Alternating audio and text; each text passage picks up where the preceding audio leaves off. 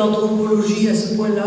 Je crois qu'on a tous en tête des mots comme ça qui dansent, hein, la surmodernité, les lieux, les non-lieux, qui ont meublé nos idées, nos concepts, nos démarches intellectuelles, qu'elles soient scientifiques ou littéraires ou autres, et qui est tendue d'ailleurs, une personne qui a tendu sur la science et sa présence dans nos tribus.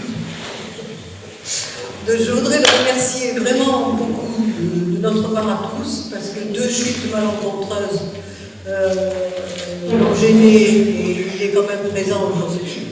Donc on va l'écouter avec toute l'attention qu'il mérite et avec des remerciements dès le début de son intervention. Merci d'être là.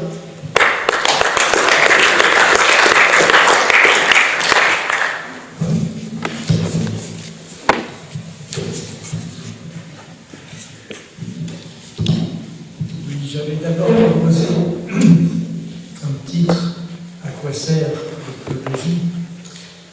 C'était un titre ambitieux. Et je me suis dit que j'allais le poser peut-être un petit peu autrement en me demandant à quoi sert ce que nous appelons un anthropologue aujourd'hui.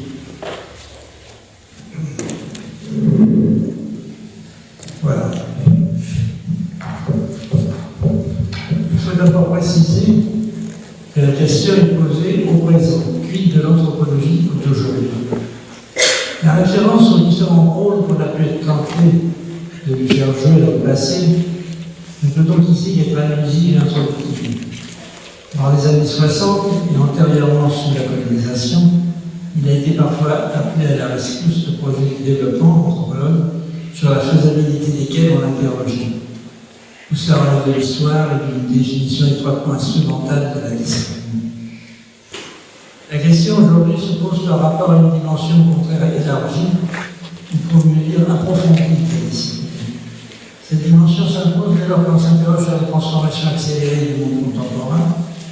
Cette accélération elle-même suscite des questions qui relèvent aussi bien de l'anthropologie philosophique. Or, la transition est graduelle entre anthropologie sociale, anthropologie culturelle et anthropologie philosophique. Dans la mesure où l'ethnologie la plus factuelle et la plus stricte, si elle se voulait respectueuse des sociétés qu'elle étudie, n'a jamais pu faire l'impasse sur les représentations de l'homme ou les visions du monde qui leur étaient propres. Paradoxalement, ces questions retrouvent une actualité et une pertinence nouvelle à l'heure de la globalisation. Sartre en a eu le présentement dans ces situations.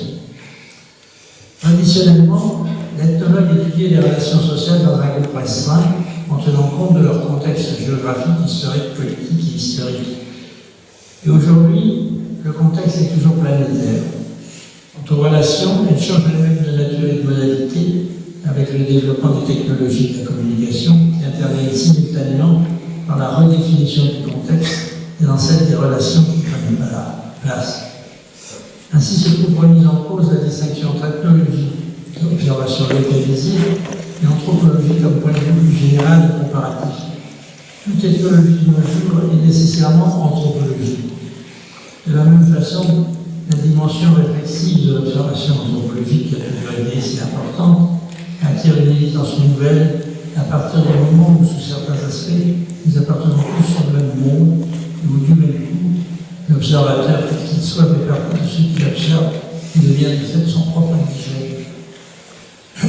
Si les grands paramètres de l'ethnologie classique, la filiation, l'alliance, la résidence et la génération, ont bougé dans un monde en transformation accélérée, il reste cependant des repères significatifs et pertinents par rapport auxquels, justement, nous pouvons mieux mesurer les enjeux et le sens du changement des jeunes qui réorientent nos existences individuelles et collectives. Il semble donc au total que la dimension clinique de l'anthropologie lui donne aujourd'hui une vocation particulière et est plus à même que d'autres disciplines d'assurer. Ce que l'anthropologue lui-même, plus ou moins déraciné et contraint de prendre ses distances avec ses origines, laissait entendre aux informateurs dont il tirait tout son savoir, c'était, j'y reviendrai, que ce qu'il considérait comme naturel et évident était culturel et problématique. Il a dorénavant l'attachement d'assumer ses missions critiques, non pas simplement dans sa propre société, car ce découpage ne tient plus, et dans l'ensemble encore protéiforme que nous avons au monde global, dont il fait partie avec les autres. Jamais un regard anthropologique critique n'a été si nécessaire qu'aujourd'hui. Jamais non plus ce droit de regard n'a été si difficile à exercer, tant les critères de naturel et d'évidence ont bougé. C'est par rapport à cette nouvelle donne que peuvent être abordés des thèmes qui sont autant d'éléments de réponse à la question de savoir ce que signifie le changement d'échelle que nous vivons, comme la pluralité des histoires, la notion de personne, les rituels, la différence des sexes de pouvoir, chapitre classique de la littérature ethnologique, que pour cette raison même, l'ethnologie peut réécrire avec une certaine efficacité pour apporter sa pierre à l'effort de lucidité critique dont l'humanité a plus jamais besoin, c'est de pouvoir se dire un jour non plus global mais total au sens de Mauss, c'est-à-dire intelligente, lucide, ambitieuse et solidaire. La question que peut se poser pour sa part l'anthropologue qui a commencé à travailler en Afrique au lendemain des indépendances, c'est-à-dire à une époque où l'anthropologie est plus classique pour utiliser des œuvres majeures, où se développaient en France de grandes aventures intellectuelles comme le structuralisme, ou l'étude dynamiste des phénomènes de contact, un anthropologue en somme qui a été témoin du passage de la colonisation à la globalisation, c'est de Saint-François. Le narcissisme, à quoi va servir l'anthropologie, à quoi me sert-elle aujourd'hui, pour personnaliser un peu la question, à quoi sert un anthropologue, à quoi est-ce servi, puis servir encore. On m'interrogeait de Beaufray sur la définition de la discipline et sur les changements fondamentaux survenus dans l'établissement et la gestion de la relation sociale, elle se donne toujours pour objet. Je me trouve ainsi amené à évoquer d'abord mon itinéraire personnel, non pour le proposer un exemple, mais parce que je partage avec les anthropologues de ma génération une expérience historique, le passage de la colonisation à la globalisation, dont nous sommes tous aujourd'hui conduits à tirer les conséquences. Parler de soi dans ces conditions, c'est le seul moyen de rester concret. Et d'abord, pourquoi voulait-on devenir anthropologue dans les années 60 ? Les motivations pouvaient être diverses selon les individus, mais elles se recouvraient en partie. Elles avaient toute une dimension politique. Le marxisme était au cœur des débats intellectuels quand les garages prétendaient l'amender ou qu'on le rejetât. Il constitua pour les anthropologues une première ligne de partage. Une seconde ligne plus banalement géographique, mais aussi historique. Certains d'entre nous travaillèrent dans des États anciennement colonisés par la France qui venaient d'accéder à l'indépendance. D'autres travaillèrent en Amérique latine, en Océanie, hors du domaine colonial français. Ces deux lignes de partage coïncidèrent parfois. Les africanistes étaient confrontés directement et indirectement aux initiatives des autorités locales, plus ou moins soutenues par l'ancienne puissance coloniale. Certains travaillèrent dans le cadre des sociétés de développement privées ou d'institutions d'État qui s'assignaient officiellement des tâches d'assistance. Ces études appliquées se situaient hors de toute perspective passéiste, même lorsqu'elles prétendaient mettre en évidence les ressorts traditionnels des groupes dont elles essayaient de mesurer les chances de développement. D'autres travaillèrent de manière à prendre en première vue moins engagés dans l'actualité du moment. Mais, à la fois parce que les sociétés africaines étaient de longue date des sociétés politiques hiérarchisées, même lorsqu'elles n'avaient pas la forme institutionnelle des royaumes, et parce que l'air du temps intellectuel et l'histoire récente ont poussé, s'intéressèrent en priorité aux stratégies du pouvoir, aux phénomènes de contact, au syncrétisme religieux et aux évolutions structurelles des populations qu'ils étudiaient. Quelques américanistes français, à la différence de l'immense majorité des ethnologues sud-américains, se désintéressèrent de ces questions pour privilégier l'observation du groupe isolé, pris dans le paradigme des sociétés primitives. Les thèmes de l'ethnocide et de la société contre l'État partagent un rejet de la culture occidentale, tant que celle-ci serait essentiellement négatrice des différences et politiquement marquée par le paradigme de l'État. Le propos ici n'est pas d'ouvrir les débats, mais de souligner que, aussi différents de posés diffus, les ethnologues de ma génération, marxistes ou revenus marxistes, les marxistes avaient le sentiment que par leur préoccupation et leurs travaux, ils participaient à une actualité plus large, à la fois sur un plan strictement intellectuel, en validant, adaptant ou invalidant la théorie marxiste, et sur un plan pratique en se prononçant sur les conditions de développement économique ou sur la défense de la société en voie de disparition. Nous étions tous en ce sens engagés. Ces formes variées et parfois opposées d'engagement ayant ceci de remarquable et dans une certaine mesure paradoxale qu'elles s'affirment dans un environnement intellectuel où s'exprime parallèlement la conviction que les sciences sociales étaient des sciences même titre que les sciences de la nature et pouvaient prétendre à la même objectivité. J'étais bien produit d'habitude de l'époque lorsque j'ai fait l'article en 1965 sur l'arrivage à l'avion de Côte d'Ivoire. Je m'attire avec détermination et non sans timidité à l'étude monographique d'un village situé entre mer et Lagune, à une centaine de kilomètres d'Abidjan. Et je suis amené pour les 2 suivants à établir un certain nombre de constats dont je mesurais progressivement l'importance et sur lesquels aujourd'hui encore il me paraît utile de réfléchir. Le premier terrain, celui sur lequel on cesse de revenir, semble toujours porteur de leçons. Sans doute parce qu'il correspond à l'expérience initiale d'une rencontre avec les autres qui ne se présentera plus jamais avec la même force. Le premier constat que j'ai eu, la résistance de ce terrain, non pas au sens où je me serais heurté à des refus, des robats et des silences, mais au sens où ce furent des interlocuteurs qui, malgré une renseignements assez théoriques, m'imposèrent leur thème et par leur réponse sur évoluer les questions. Le deuxième constat, à l'inverse, me démontra la qualité de mes grands prédécesseurs dans les analyses éclairantes pour saisir certains aspects d'une réalité empirique particulière qui n'avait pourtant pas été directement. Leur anthropologie servielle que je sais d'être, les apportées générales me paraissent remarquables. Le troisième constat, également encourageant par la discipline, concernait sa capacité à mettre au jour, derrière les apparences de la règle officielle et à travers elle, le jeu réel des rapports sociaux. Ces 3 constats méritent qu'on s'y attarde, car leur portée dépasse évidemment les cas particuliers d'études que je faisais à l'époque. Ils peuvent être à la base de la question que nous posons sur l'utilité de l'anthropologie et sur son rôle possible aujourd'hui. L'ethnologue partage ou devrait partager avec le psychanalyste la pratique de l'attention flottante. Rien de plus étranger, il ne devrait être plus étranger à sa pratique que le questionnaire. Lorsqu'il commence à faire l'idée des questions qu'il pourrait poser, c'est qu'il est déjà bien avancé. Son premier soin, lorsqu'il va quelque part, c'est d'expliquer et de tenter de justifier sa présence. Celle-ci, en effet, n'a rien d'évident. L'ethnologue, il va plus comme un petit couille qui se présenterait par hasard d'un but quelconque avant que le moindre crime y ait eu lieu. Loin, pour rester de vouloir pallier ou empêcher quoi que ce soit, il attend son carnet à la main que quelque chose se passe. Sa présence est aux yeux des autres un mystère ou même une menace. Il est suspect, soupçonné d'être à l'agent des autorités coloniales, nationales, gouvernementales et patronales, selon le contexte. Il disait clairement pour autant qu'il en sera capable ce qu'il a l'intention de faire, enquêter sur les associations, sur la règle de résidence, sur la relation entre les uns et les autres, et plus sincèrement attendre de voir venir, il ne ferait qu'aggraver son cas. Alors il ment sur la vérité au plus près. En Afrique, la mention de l'histoire était l'approximation la plus commode, car elle nous était courte de l'occupation de récits les plus anciens et les plus savants.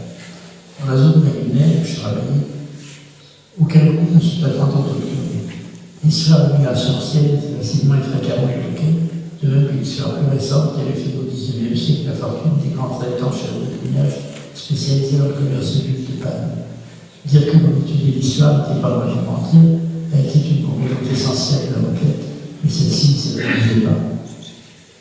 Elle était une composante essentielle de l'enquête, mais celle-ci ne se réalisait pas.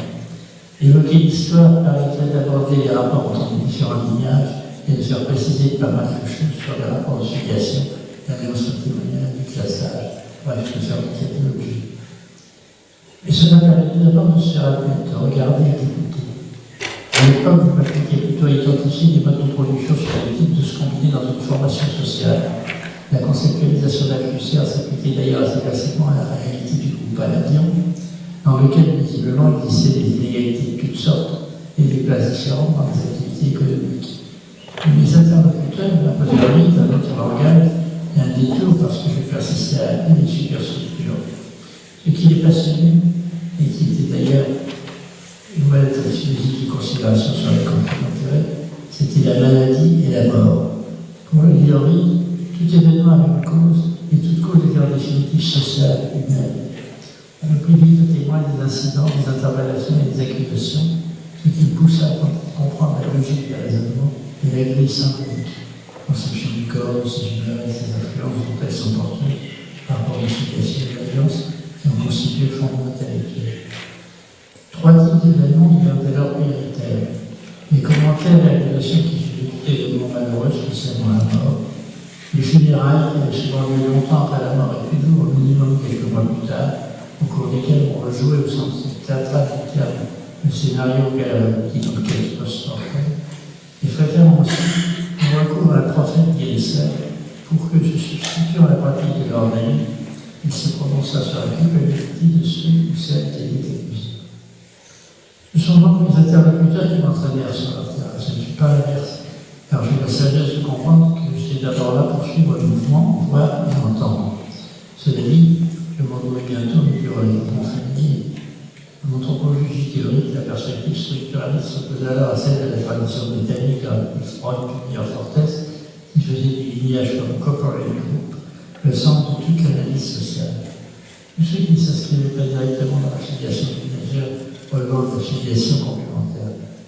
Pour les Strauss, Nietzsche et Dame, les liens d'affinité, d'alliance, étaient au contraire essentiels.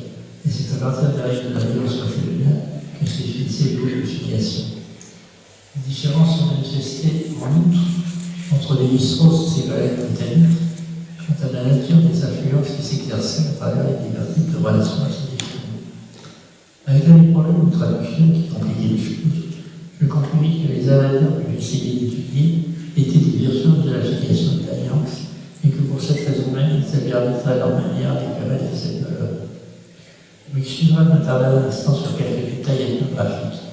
Je me paraît un peu exemplaire, je le répète, aussi bien de la pertinence empirique que de la théorie de l'anthropologie que de leur capacité à dévoiler les enjeux de pouvoir qui s'expriment ici à la fois et à un langage d'apparence. Les Aladins étaient matrilinéaires et on parlait constamment des matrilinéages. Lorsqu'on parle des paternels d'un individu pour les opposer à ses maternels, c'est-à-dire son propre matrilinéage, on désignait sous ce terme la parenté maternelle de son père, autrement dit le matrilinéage paternel. C'était particulièrement par les canaux de la filiation utérine que s'exerçait selon la version la plus répandue les pouvoirs d'agression contenus dans ou identifiés à une des composantes de la personne. Sa relation potentiellement la plus tendue et la plus agressive était celle qui existait entre l'oncle maternel et le neveu utérin. En opposition à cette facilité virtuelle, actualisée dans la plupart des phénomènes que le français rassemble sous le terme de sorcellerie, la relation entre père et fils était présentée comme une étendue et on attendait des saluts de l'individu, le matrilinéage de son père, qui lui prête main forte s'il était accusé par quelqu'un de son propre matrilinéage. Cependant, si un père était admis pour une raison quelconque à maudire son fils, celui-ci, m'assura-t-on, pouvait échapper à la main.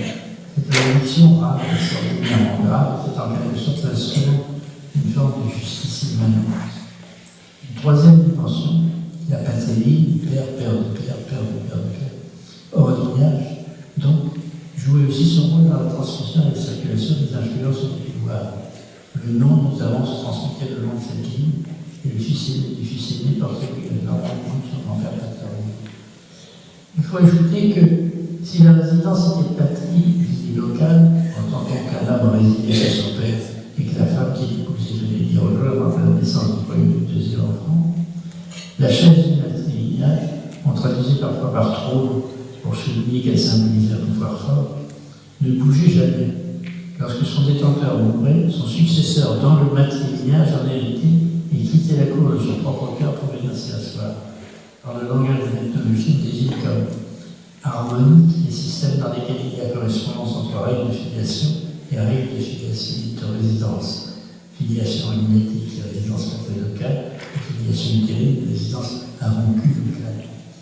Et comme disharmonie, les systèmes où ce type de filiation se combine avec un type de résidence qui ne lui correspond pas. Filiation utérine et résidence matérielle, par exemple. Le système aladin se dérange donc franchement entre les catégories. Il était plutôt éminent-harmonique. La relation entre affin, maternelle du père et l'enfant du père, il joue un rôle aussi structurant des relations ménagères. Il reste que la pertinence des analyses et des distinctions proposées par les illustres prédécesseurs était manifeste à mes yeux, dans ce sens qu'elle n'aurait pas dérouté, pour vocabulaire près, les plus savants des exégètes locaux de la vie sociale. Les exégètes savent toujours être tentés d'adapter leur réponse à la forme des questions et finalement de présenter une théorie d'ensemble dont ils ne jamais eu l'idée sans elle. Il convient donc d'observer le plus attentivement possible les procédures concrètes d'enquête. Pour celle-ci mettait en cause et en jeu des individus ou des groupes aux intérêts souvent opposés. Elle s'apparentait à une épreuve de force, la parole des uns ne faisant pas payer le même poids que celle des autres. Même si tous devaient tenir compte de ces objectifs comme la maladie de la mort. Par exemple, si l'un des individus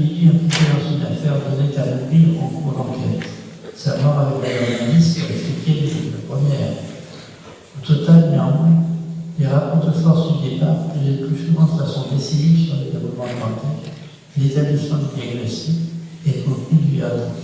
En ces matières, lorsqu'on entreprend de rendre compte du détail des intrigues au cours, langage médical, langage policier et langage judiciaire se mêlent étroitement. A priori, toutes les pistes étaient possibles. Agression dans le familial, malédiction paternelle, ou encore les sociétés de sorciers étant conçues sur le modèle des classages comme des associations de camarades solidaires susceptibles d'échanger leurs crimes, agression par quelqu'un ne relevant ni de l'affiliation ni de l'alliance, et même, ce qui a été pas rare, responsabilité de la victime elle-même, identifiée comme un agresseur tombé sur le plus fort public. La théorie de la seconde théorie, dans la mesure où elle autorisait a priori des interprétations les plus diverses, lui fournissait d'abord un langage et des arguments à ceux qui étaient les mieux placés pour imposer leur point de vue. Sa vérité était d'ordre syntaxique plus que sémantique. Et l'attention portée par les ethnologues et par les chefs de lignage de subtilité des rapports de filiation et d'alliance révéla un usage porteur d'autres enseignements encore plus spectaculaires.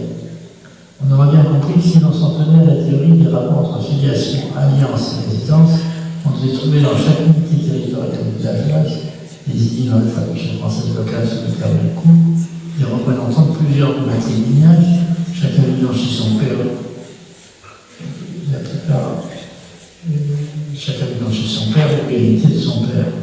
Or, dans l'immense majorité des cas, la plupart des habitants du même cour disaient appartenir au même matrilignage que le chef de cour. Les généalogies dont on pouvait remonter au Sacédéran sur 3-4 générations apportaient une réponse claire à ce paradoxe. Les riches traitants de la côte, qui avaient bénéficié à la fin du XIXe siècle d'une grande accrue en ligne de page, avaient dans les deux temps des femmes du Nord originaires d'ethnies patrilinéaires, et surtout ils avaient acheté une grande quantité de femmes esclaves. Les enfants qui naissaient de ces unions appartenaient à leur père, au patrilinéage de leur père, et y étaient intégrés avec un statut particulier. Couper les relations d'alliance, une cérémonie très explicite à cet égard, c'est les valeurs d'acquisition d'une esclave, c'était se donner le moyen de cumuler vis-à-vis de ses descendants les pouvoirs du père et ceux de l'oncle maternel. Les unions entre hommes et femmes esclaves de leur côté produisaient des enfants qui étaient dans la main de leur acquéreur, qui cumulaient vis-à-vis d'eux les pouvoirs du père et de l'oncle maternel.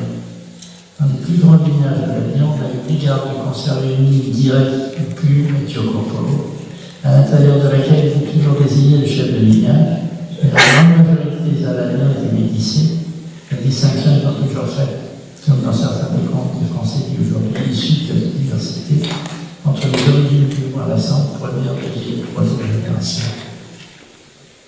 Le système réel de rapport, de filiation et d'alliance était donc bien éloigné de ce qu'indiquait en apparence la théorie. Et celle-ci fournissait un langage logique ou hiérarchie effective. C'était lié à la perspective ethnographique qui permettait de mettre au jour le mécanisme de domination d'autant plus efficace qu'elle s'exerçait sans révolution, ni des mots, ni de la syntaxe. Les besoins à main-d'œuvre non seulement pour la fabrication du transport du sapin à l'heure du Nord, plus récemment pour le transport du maritime à travers la lagune des navires, jusqu'à la côte et aux navires européens, s'était accru. Et les revenus du commerce donnaient un avantage décisif au groupe du Sud et leur permettait d'acquérir des travailleurs esclaves et esclaves reproductrices. Dans des ethnies voisines, comme les Alécours, des villages d'esclaves étaient constitués pour servir de force de travail. Le grand ethnologue ivoirien Harry Samuel Fautier a montré que les sociétés côtières d'Afrique étaient des systèmes esclavagistes. De ce point de vue, la transatlantique n'a été que le prolongement d'un système préexistant. L'anthropologue fournit donc pour voir un instrument d'analyse critique de la société qui permet, au-delà des mots et des religions de toutes sortes, de mieux saisir le fonctionnement réel des rapports sociaux. Je retrouve un peu plus tard au Togo en étudiant le fonctionnement des couvents consacrés au culte de certains pays des exemples de cette capacité d'élucidation. Dans les couvents, les pensionnaires, servantes du vaudou, passaient plusieurs années à son service. Dans les années 70, la durée de séjour avait diminué, mais était encore de quelques années. Le système de parenté des populations guerre-bourguignales était patrilinéaire et patrie locale, et chaque chef de lignage était responsable du culte de certains pays. Là encore, la religion fonctionnait d'abord comme un vaste système d'interprétation d'événements, notamment d'événements comme la doit raconter, était les maîtres d'interprétation, et le premier événement susceptible d'être interprété était la possession à la vie. La première possession conçue dans la base d'un vaudou extérieur. Une autre manifestation, en l'absence de l'élu, pouvait être interprétée par le chef du lignage comme l'équivalent d'un tel appel. Ainsi voyait-on parfois une femme du lignage parler à un homme d'un autre lignage et partir à Lomé, la capitale, pour y travailler, être rappelé au village et dans le couvent du lignage par un vaudou du lignage. Le refus de répondre à tel appel étant censé entraîner des conséquences redoutables. Dans ce contexte, c'est l'articulation du système religieux du couvent et du système lignagé, notre lignage, notre localité, qui consacre la prééminence de la filiation sur la race et des hommes sur les femmes. La première utilité que puisse revendiquer l'anthropologue vient donc à l'exactitude de la méthode qui parvient à rendre compte de l'organisation symbolique d'un ensemble social. C'est une telle organisation qu'on donne parfois une culture. Mais une culture ainsi entendue n'est jamais un simple ensemble de représentations. C'est plutôt une théorie sociale dont les diverses facettes peuvent, en se combinant, produire une idéologie du pouvoir susceptible d'évolution et éventuellement de manipulation. Elle représente et elle fonctionne à la fois. Elle ordonne tout le sens du terme. Théorie de la nature, code civil et mode d'emploi simultanément, elle pourrait se définir comme ce que j'appelle l'idéologique. Le regard anthropologique se veut critique. L'anthropologue entend ce qu'on lui dit, mais il demande à voir. L'anthropologue, selon mon cœur, n'est pas tout. Il ne soupçonne personne particulièrement, ni cette expérience qui n'y a ni société sans pouvoir, ni texte divin, ni règles sociales et militaires. En ce sens, son regard est subversif par nature, et sa première tâche sur le terrain est d'enseigner progressivement à ses informateurs, par sa seule présence aussi par les remarques qu'il fait et la société de la presse, que ce qu'il considérait jusqu'à sa venue comme naturel est en fait culturel, et dans cette mesure arbitraire. Il se voit d'ailleurs affligé d'une traitement qui a interrogé son tour, et chez toi, qu'est-ce qu'il en est? Quand cette question est posée, elle a mis le côté arbitraire d'une culture. Ce qui est important n'est pas la différence relative des cultures. Ainsi,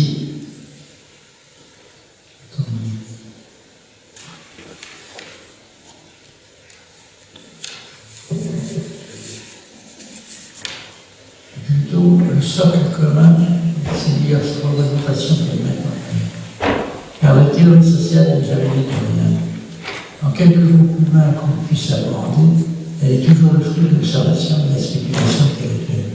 Plus exactement, elle relève à la fois de la dimension arbitraire du symbolique qu'a appelé Lévi-Strauss et l'apparition du langage d'une diversité, et de l'observation consciente et construite de la réalité. D'où ce paradoxe. Si différentes et diverses qu'elles soient, les cultures ont toujours le jeu d'étoiles qui les observent et qui en font connaissance, à partir des œuvres de ces collègues, un petit cœur de familiarité qui permet de les rapprocher et de les comparer. Et c'est à ce point que c'est toujours la possibilité non seulement d'une anthropologie comparative, mais aussi d'une anthropologie spéculative. Entendons par là que dans la mesure où les systèmes locaux s'interrogent sur les grands thèmes problématiques de l'humanité, la vie et la mort, la naissance et l'humanité, les rapports hommes-femmes, ils s'intéressent à toute réflexion philosophique indépendamment du caractère socialement marqué des réponses qu'ils apportent aux questions qu'ils posent. Alors, je vais le temps de dire quelques mots sur les lignes de la culture et du premier terrain. Les populations étudiées par les ethnologues se sont en effet posées des questions élémentaires. L'ethnologue est obligé de les insérer à partir des réponses qu'elles ont apportées. Les mythes, les prescriptions rituelles, les structures de parenté, les règles de l'alliance patrimoniale ne connaissent pas la forme interrogative. Elles ne font certes pas nécessairement le discours total caché, mais utilisées à l'occasion en situation sont toujours entendues comme normatives ou prescriptives. Cependant, conversant avec les uns et les autres, les collègues rappellent à l'occasion des commentaires personnels qui sont plutôt des spéculations ou des variations individuelles que les fragments d'une politique collective minimale. Les propos qu'il enregistre sont à mi-chemin des examens officiels et des commentaires personnels. Si vous le réfléchissez, on notera d'ailleurs qu'il est normal que les hommes d'un certain âge, rassemblés autour d'un canal de jeunes femmes, prennent plaisir à discuter de la vie et de la mort, d'une histoire collective, quel rapport entre de la jeunesse et du vieillissement, de la fatalité, du hasard, de toutes sortes de sujets généraux qui intéressent chacun. La présence d'un interlocuteur connaisseur, Denis Gaillard, est apparemment intéressé par ce genre de conversation, offre de ce point de vue une opportunité exceptionnelle et stimule non seulement l'esprit spéculatif, mais la réflexion sur la nature et le sens de ce que l'on dit habituellement sans trop y penser. En ce sens, l'ethnologie peut s'apparenter parfois une sorte d'ethno-analyse, à la fois pour ceux qui sont à l'objet du questionnement ethnologique et pour ceux ou celles qui posent des questions. Ceux qui sont à l'objet du questionnement ont quelque chance de retrouver ainsi le caractère originellement problématique des assertions qui sont invitées à analyser. Ainsi, par exemple, comment va-t-on à la notion d'hérédité en faisant remarquer que si les fils ressemblaient au père, c'était parce que le sperme et le sang étaient de même nature, et que la femme était calmineuse sur le transit, une pyrrhone qui ne reflétait rien par elle-même. Cette dernière affirmation, qui par exemple en question éthique, qui pouvait être avec toute observateur, se heurtait des objections sur lesquelles ils revenaient aux ensembles. Par exemple, pourquoi une femme laquelle elle serait assurée à l'intérêt de la lumière en cas de besoin, à la condition d'être bien épousée? Ou encore, pourquoi une femme magnifique est souvent plus particulièrement attribuée aux femmes? C'est à partir des questions de ce genre que des anthropologues, dans lesquels on doit des métiers, ont mis en évidence le jeu d'invariants matériels comme le chaud et le froid, ou le sec et l'humide, qui commandent en dernière analyse les prescriptions des interdits de divers inquiets. On peut, à la lumière de tels constats, faire l'hypothèse que les théories physiques qui sous-tendent la philosophie d'Aristote ont un fondement dans des idéologies populaires et des constructions symboliques, elles-mêmes échafaudées à partir d'observations empiriques et raisonnées. Le thème de la relation et de l'identité est au cœur de ces élaborations. Pour celles-ci surgissent aujourd'hui à la faveur des innovations autorisées par l'antiquité technologique, comme le recours aux mères porteuses, le clonage de gaz organiques. Toutes innovations qui ont des équivalentes en imagination et des représentations immanentes des villages africains.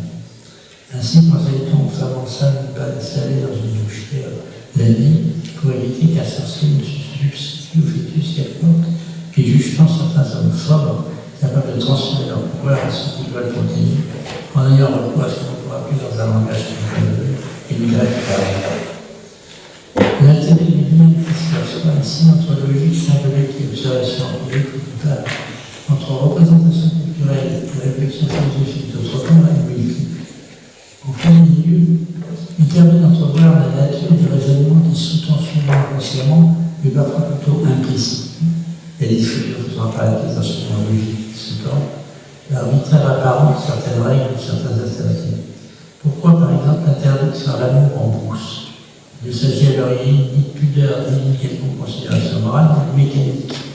Le sperme de l'homme est considéré comme chaud, la terre elle-même est chaude, l'accumulation éventuelle de chaleur par la mise en contact du sperme et du sol risque d'entraîner la sécheresse. Entendons que, en cas de sécheresse, le diagnostic pourra être en cause d'une transgression de cette interdit. En second lieu, il permet aussi d'expliquer certains comportements ou certains préjugés imputables à la sagesse populaire, comme dans notre pays, la relation faite aux femmes dans leur règle pour essayer de surprendre une déesse.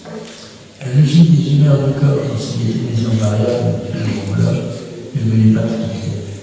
En troisième lieu, et beaucoup plus largement, il nous confronte aux origines empiriques de la réflexion philosophique. Je ne me situe évidemment pas l'extension de la l'évolutionnisme de d'autres sociétés de l'autre, des formules mentales philosophiques acceptées à ce que classifiant sa mondialisant. Je suis plutôt allusion à quelque chose comme un socle, un substrat sur lequel nous sommes obligés de revenir par la qualité notamment technologique nous l'impose. Là encore, les apports de ces sont déterminés. Voilà l'ontologie avait en son temps étudié la notion de philosophie bantou proposée par le père Campbell. Il n'y a pas de philosophie collective, pas d'ethno-philosophie, dit-il remarqué en substance à ce titre. La tendance à trouver ici dans la pensée occidentale à vouloir comparer l'incomparable, entendant par là des phénomènes de nature différente, pour s'assurer une trop facile victoire, justifier une réponse de supériorité, et éventuellement récupérer une tradition locale en la réinterprétant. Une représentation du monde n'est pas un traité philosophique signé et revendiqué, mais elle repose sur une série d'observations empiriques et de mise en relation cohérente qui est récapitulée par un observateur extérieur, comme apparaît comme faisant système, alors alors que dans la vie courante, elles ne sont évoquées qu'à la mesure des éléments ponctuels et que leur systématicité reste virtuelle. Ajoutons que cet observateur extérieur peut être aussi bien l'ethnologue qui questionne que l'informateur ainsi invité à produire un discours ordonné. Pour autant, le socle d'informations accumulées depuis longtemps est livré dans une mémoire collective dont certains plus et mieux que d'autres savent gérer, entretenir et reproduire l'écoutable. Ainsi, la notion de culture devient difficile à définir et à maîtriser. Inséparable des règles sociales qu'elle met en œuvre, elle peut cependant aussi être considérée d'un autre point de vue comme un ensemble de propositions et de représentations comparables à d'autres. J'évoque encore une fois les paradoxes fondateurs de tout comparatisme, mais aussi de toute réflexion humaniste, quand on compare toute réflexion sur l'homme singulier dans sa relation aux autres. Jamais un ethnologue ne sera véritablement surpris, qu'il soit ou qu'il lise, par ce qu'il apprendra en croira comprendre une autre culture. Effectivement, vous voyez toujours rébarbatif que le assez très culturel, il essaiera toujours de l'aboutissement à la raisonnement en mettant en jeu les grands paramètres anthropologiques et pouvoir remonter aux questions non formulées qui bien présentes qui traversent la réponse dogmatique et prescriptive de la discussion. L'Afrique, plus précisément, le pays à la terre en Portugal a été le premier terrain, celui de la prédation lente correspondant à ce qu'il appelle la technologie séjour. Je voudrais donc évoquer maintenant l'existence du troisième technologie. Le Togo, en pays c'est par la suite observé des institutions qui avaient disparu dans le sud ivoirien. Le panthéon polythéiste, ses cultes, les possessions de cerveau.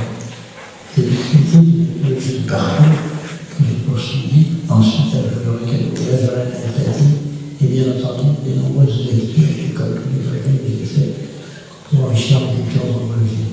Elle permet la comparaison et l'approfondissement de diverses dimensions de la mise en ordre du monde à laquelle procèdent toutes les sociétés. Elle élargit l'ethnologie à l'anthropologie.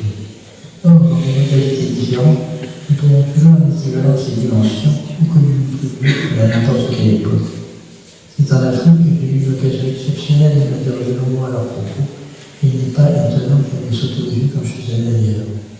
Encore une fois, les cultures se ressemblent par les questions qu'elles posent, non par les réponses qu'elles fournissent, même si concrètement nous sommes confrontés qu'aux réponses. Le fond de ces questions, c'est les rapports espace-identité et identité altérite. Dans l'identité, vie, mort, et aussi les questions du pouvoir des uns sur les autres. On pourrait parler du tournant à propos des activités de recherche à partir des années 80. Le tournant n'est pas l'équivalent d'une rupture, mais plutôt d'une pratique plus fréquente de l'ethnologie de rencontre, c'est-à-dire d'une observation attentive des composantes anthropologiques des phénomènes sociaux rencontrés au cours de l'existence, sans que cette rencontre ait été nécessairement et probable. Après 1985, j'ai continué à travailler en Afrique, notamment en réalisant avec Jean-Paul Collègue des films sur les anciens terrains.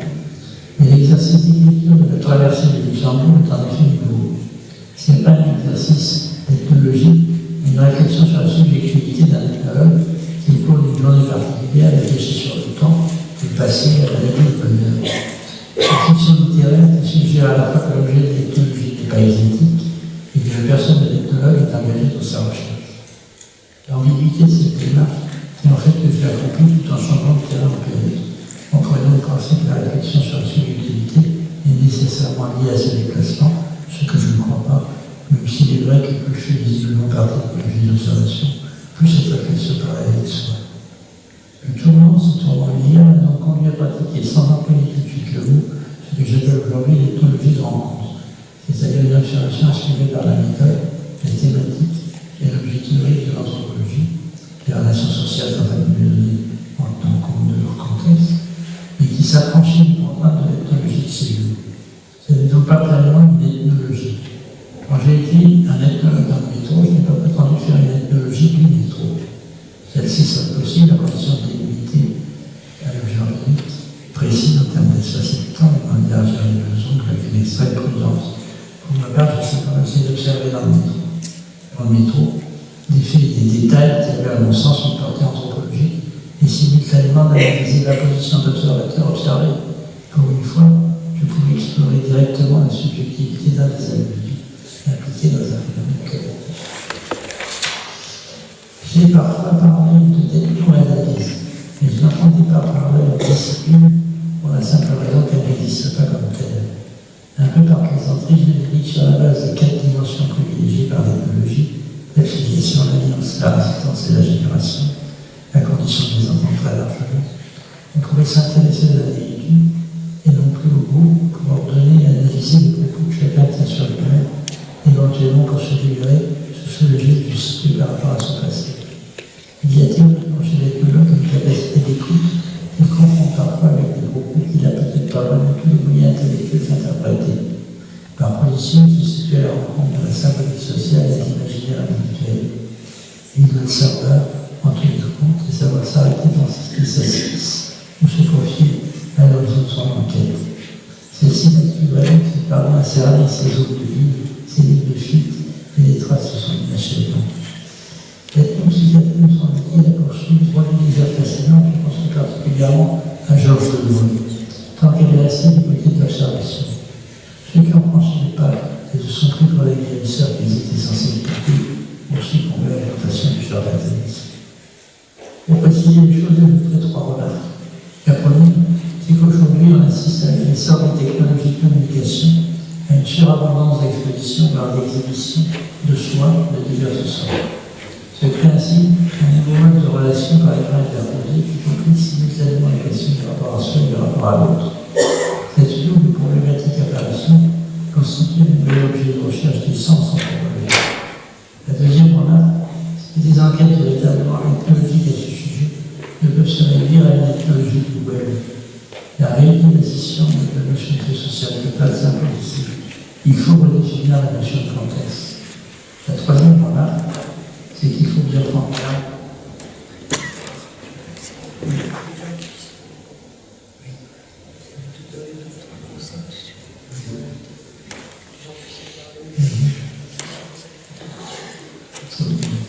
La troisième remarque, c'est qu'il faut bien prendre garde à ne pas confondre les genres, à ne pas confondre des études relevant de la nécessaire archéologie de ces jours avec les aperçus de la fois plus partielle et plus théorique de toute vie de rencontre. Celle-ci peut forger des hypothèses ou des intuitions, et seuls des séjours de terrain et comparaison des ethnologies parcours pourront éventuellement délimiter. L'ethnologie de rencontre elle-même ne peut pas être capable de pratique de nous autres et en tenant compte systématiquement des grands paramètres anthropologiques. De cela, on a fait des enquêtes documentaires journalistiques qui peuvent être documentées dans l'exploitement anthropologique. Quant à l'ethnofiction, terme que j'ai aussi parfois utilisé, c'est une fiction rencontrée à partir d'interrogations ethno ou anthropologiques. Non pas à la manière de ces romans policiers dans lesquels un contexte ethnographique particulier commande le ressort de l'intrigue, certains sont vraiment réussis, mais à l'inverse pour souligner la portée plus générale de données banales de la vie quotidienne dans le monde contemporain. Un problème de santé, un problème de retraite ou le trajet dans le temps. Un peu à la manière dont les romans de Sartre, excusez-moi, une modestie évidente de cette comparaison, exprimer sa philosophie. Il n'était pas de la philosophie, mais on rendait certains thèmes sensibles au lecteur et utilisait un autre type de perception et constitue par celui un enrichissement de la Alors, je vais essayer d'accélérer. Pour laisser la place à ceux qui ont envie d'intervenir. Je reviens aux rencontres de l'anthropologue.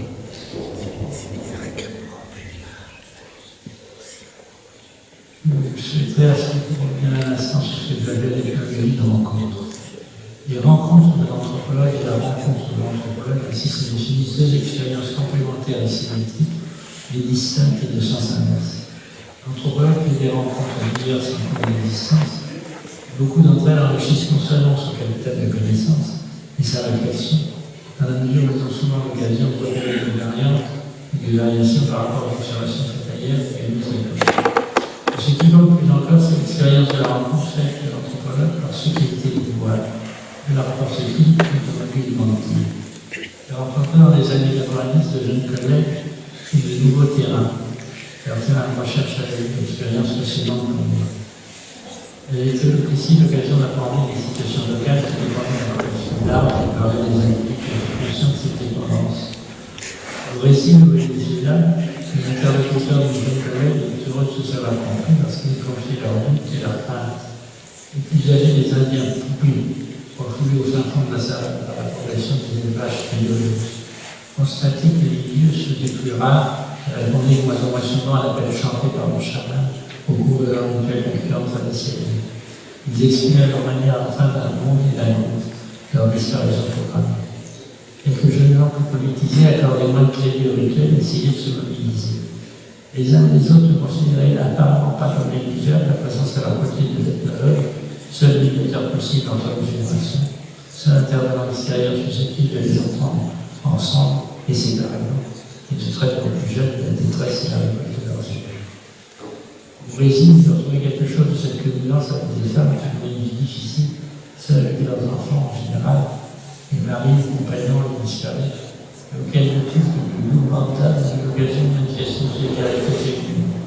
L'observateur extérieur était prêt à témoin justement, aussi bien de la liberté du temps que des consolations apportées par un culte éminemment festif, de la possession et de la romance théâtrale. La question se pose aujourd'hui de savoir si un tel nombre de personnes, l'intermédiaire n'a pas sa place plus généralement dans le monde globalisé. On entend bien, on ne fait pas ici allusion au rôle de conseiller technique et éventuellement de soutien politique que peut jouer un intellectuel dans une situation particulière. Il a sûrement raison de le jouer, mais il n'a pas besoin d'être contre-colloque pour autant.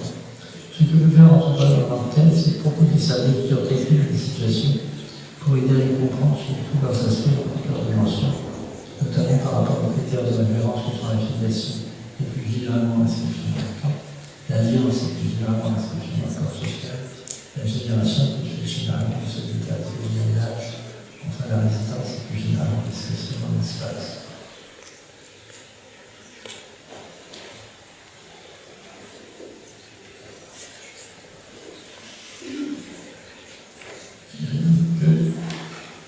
L'anthropologie n'est pas une voie théorique, il faut des instruments pour résoudre les difficultés du jour, mais plutôt un corpus de données d'analyse avant la réflexion critique sur les sociétés en général, comme une discipline humaniste par vocation, et se situe en mi-chemin de l'histoire et de la philosophie. Autrement dit, la vocation de l'anthropologue aujourd'hui, de l'anthropologie, est double. Elle reste dans la seule discipline du terrain, et s'affronter à l'utilisateur. Méthodologiquement, l'expérience d'un chercheur ou d'une chercheuse solitaire observant un bout de taille suffisamment réduit pour se prêter à cette observation est fondamentale. L'objet théorique de cette expérience, encore une fois, c'est plutôt l'étude des relations sociales à l'intérieur du groupe, compte tenu de son contexte. La caractéristique nouvelle de telle recherche aujourd'hui, auquel se situe, c'est que le contexte de l'importance croissante des médias de toutes sortes et la circulation des images et des messages est toujours au bout du compte planétaire. Une nouvelle et multiples formes de relations, en outre, sont permises par ces médias, y compris l'observation en relativisant les distinctions, relations sociales et contextes. Et l'anthropologie est aussi un peu plus de connaissances dont disposent des professionnels, et qui illustre quelquefois par la anthropologie, tous les humains ont des plus ou moins précises, parce qu'ils leur donnent et conditionnent leur existence. Elle a ainsi une vocation de diffusion, une vocation pédagogique en tant que dépositaire d'une expérience sociale diversifiée par l'espace et le temps. Enfin, on peut parler d'anthropologie engagée. L'engagement de l'anthropologue consistant à mener son avis sur les aspects actuels d'une situation marquée par la vitesse des changements et par le parallèle des années qui semblent familiarisés au moment même où s'affiche l'inégalité croissante des revenus et des connaissances. Merci.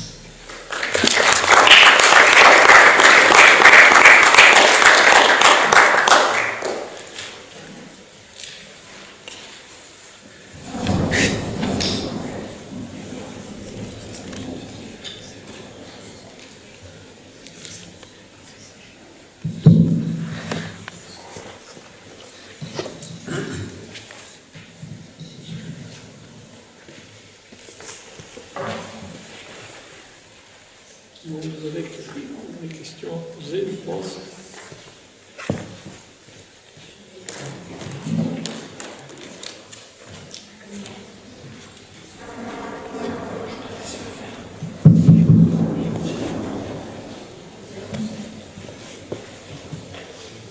Ce n'est pas une question de fond pour le moment. Est-ce que l'anthropologie que vous avez menée sur les lieux que vous avez décrits, notamment en Côte d'Ivoire et en Afrique, vous a-t-elle donné l'idée d'étudier chez les immigrés et chez les gens issus d'une société semblable, mais injectés dans la modernité, dans la société moderne, avez-vous pu faire des comparaisons, des filiations et noter chez ces gens des héritages, rappelez comme vous voudrez, ou des souvenirs, ou des traces plutôt, de ce que vous avez observé pleinement organisé dans ces sociétés qu'il est abusif de qualifier de primitives, mais dans ces sociétés isolées. Voilà. Je suis désolé, ma question est longue et complexe, mais enfin bref, c'est l'utilité, enfin, une des utilités possibles de l'anthropologie pour analyser l'homme moderne. C'est-à-dire que, en Côte d'Ivoire même, on était dans cette atmosphère de changement. Et ce à quoi nous assistait, en effet, c'est une réaction des uns et des autres à ce changement. Il y a même, je n'ai pas fait allusion ici, des individus qui ont pour fonction de gérer cela. Ce sont les prophètes. Les prophètes, il y a des prophètes qui s'appellent prophètes, ils appellent ça. Et ils essaient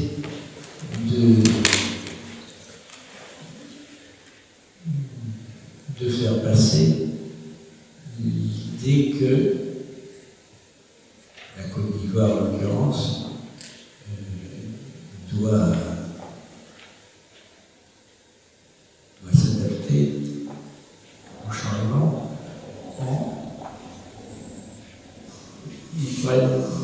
ils sont sur le terrain, les accusations sont sérieuses. Et c'est là que, d'ailleurs, ils peuvent être dans une sorte de contradiction. Parce qu'ils reprochent à ceux qui sont accusés de sorcellerie de représenter l'esprit ancien, mais ils adhèrent à ce modèle, ce qui fait qu'ils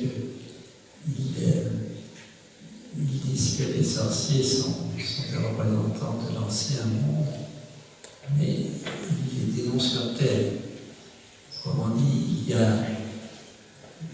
une contradiction dans l'esprit des prophètes eux-mêmes. Les prophètes, il faut en parler. Sur la question que vous posez, je peux répondre que, en termes plus généraux, parce que je crois que il n'y a pas de problème véritable.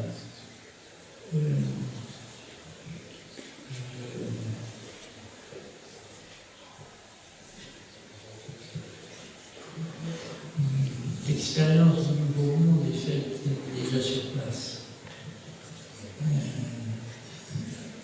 Je suis frappé par le bon sens de pourquoi le travail des interlocuteurs.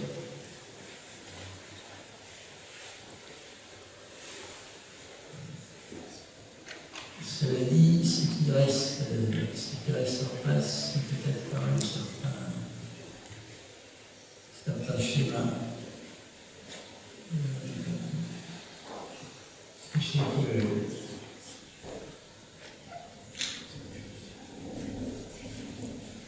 je pensais que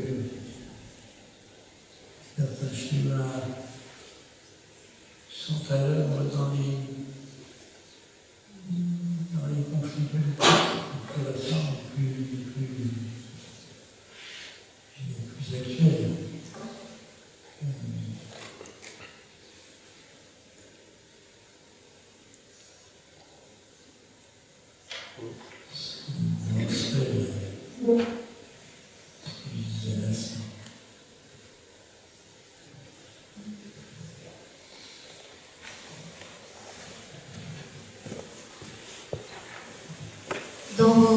dans vos écrits, vous parlez de la science comme finalement le seul objet cumulatif. J'avais envie de demander comment l'anthropologue se positionne pour pouvoir dire ça. Bon, on voit bien que c'est une affirmation, mais c'est une affirmation lourde et qui exclut d'une certaine façon les autres activités humaines qui donnent du sens à la science. Et comment l'anthropologue défend ce point de vue? Absolument, la science, vous dites la science est sûrement le seul objet cumulatif, en fait. La notion de progrès n'a de sens incontestable que dans la science. C'est ça. Le cumul des connaissances est un fait. Nous savons beaucoup de choses aujourd'hui qu'il y a 30 ans, et nous ne sommes pas capables d'ailleurs d'imaginer ce que nous serons d'ici 30 ans. Je crois que c'est à cela que vous faites allusion. C'est ce que vous dites, oui. C'est ce que j'ai lu effectivement dans l'avenir vétérien. Il y avait deux choses qui m'ont beaucoup frappé, il y a ça, et puis il y a la question que vous posez à un moment de l'homme et de la connaissance. Finalement, est-ce que l'homme est là pour connaître? Est-ce que j'ai trouvé que ça c'était très fort, quoi, hein, presque agressif.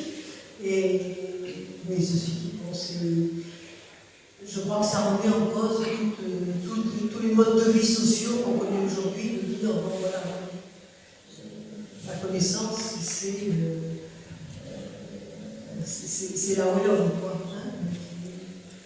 J'ai trouvé voilà, et puis je me disais, l'anthropologue se place comment pour dire ça?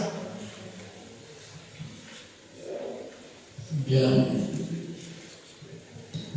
c'est un simple constat. Comme il faut sur la notion de progrès, n'a de sens que dans la science.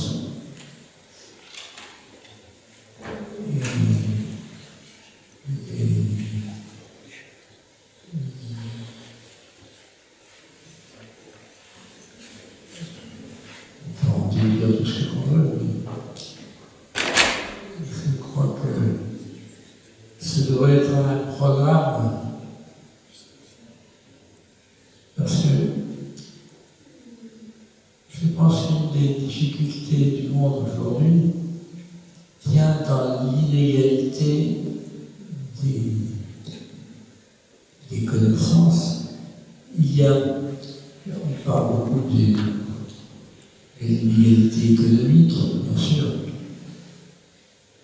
à juste titre, et il y a aussi l'inégalité des connaissances. Ce qui veut dire pas simplement l'inégalité ce qu'on connaît effectivement, mais de la sensibilité au problème de la culture. Et je crois qu'un de nos drames, c'est que nous n'avons pas réussi à mettre en place ce que j'appelle une utopie de l'éducation, c'est-à-dire à mettre en place un système efficace qui permette à tous les enfants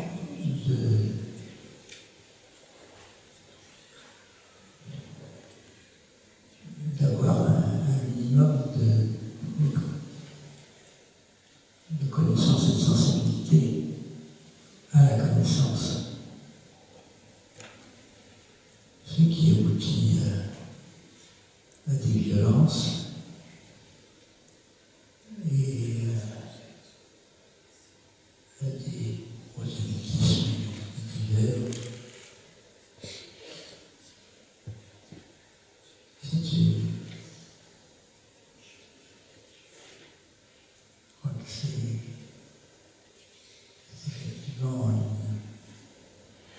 chose qu'on peut noter.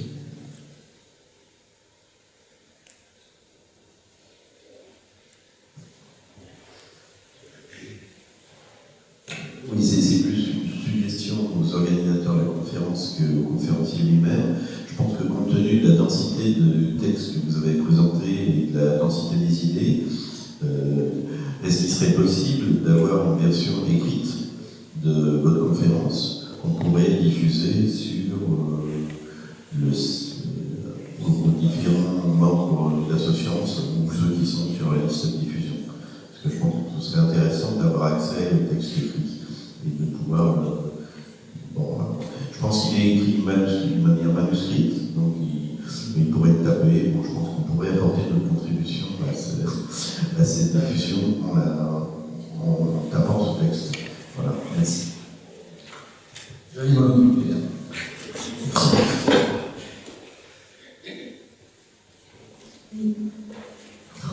Bonsoir. Moi, je voulais vous remercier pour cet effort que vous avez fait de retracer votre périple personnel. Et en même temps, je remarque que, outre les difficultés d'audition qu'on a eues, vous avez peu abordé les textes peut-être plus récents que vous avez écrits sur notre société. Et je dis souvent, d'abord je pense qu'il faut vous lire. Je rappelle que vous avez une publication énorme déjà de Marc Auger. Et moi j'aime beaucoup ce regard sur notre société que je trouve assez ironique malgré l'aspect scientifique, enfin en tout cas l'utilisation des outils scientifiques.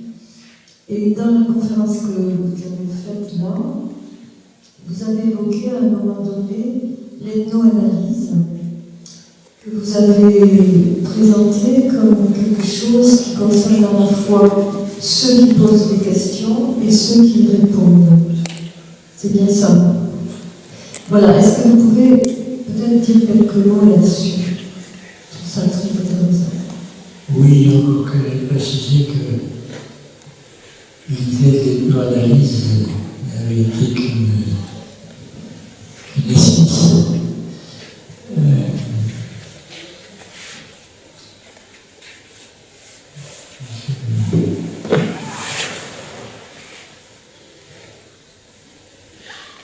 Il est évident qu'on peut considérer qu'il est peut-être possible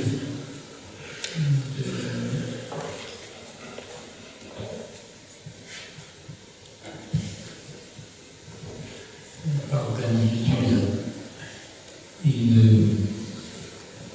de faire une analyse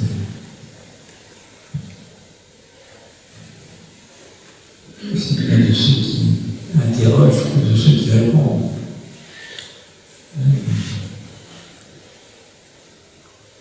Je m'intéressais là parce que je crois que ce n'est pas une piste que j'ai vraiment développée.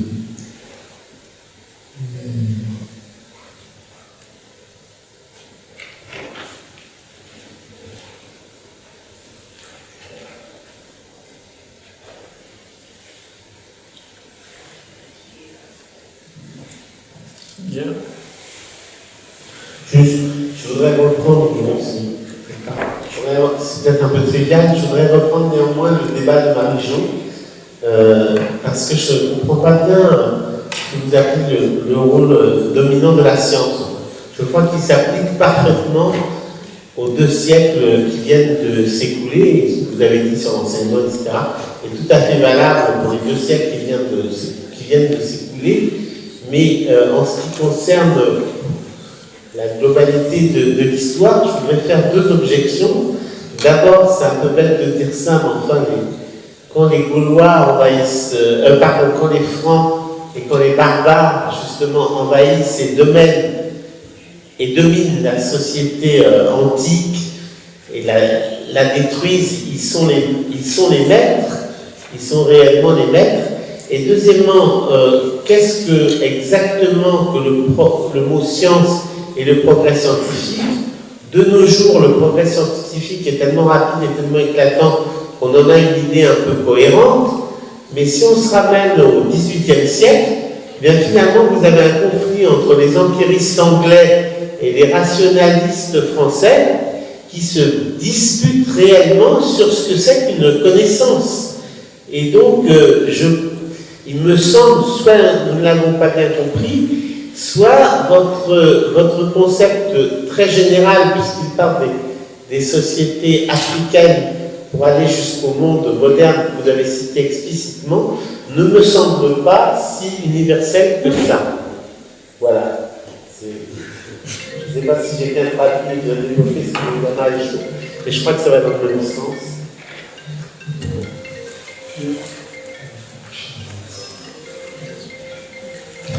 Je pense que l'allemand est venu de terminer, je crois. Je vous remercie pour cette intéressante, très belle conférence.